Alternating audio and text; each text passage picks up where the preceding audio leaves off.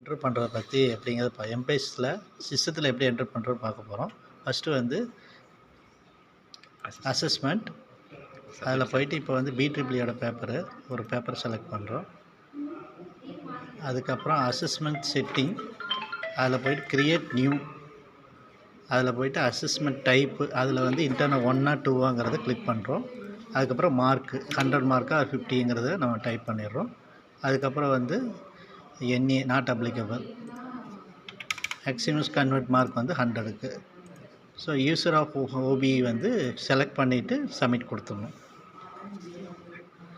Next back வந்துடுறோம். அடுத்தது mark entry. Mark என்ட்ரியில் போயிட்டு இப்போ இது வந்து கிரேடு வந்து இப்போ டிசேபிளாக இருக்குது. கீழே இருக்க அந்த ஏரோ மார்க் இருக்கு இல்லையா, அதை கிளிக் பண்ணணும். அதை கிளிக் பண்ணிவிட்டு எடிட்டில் போயிட்டு இப்போ மார்க்கை நம்ம என்ட்ரு பண்ணணும்.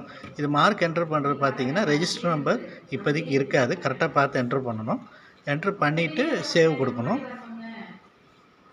இப்போதைக்கு இது வரைக்கும் பண்ணுங்கள். தேங்க்யூ. டவுட் அப்போ 50 மார்க்லன்னா நமக்கு கடைசியில் அந்த ஐஏ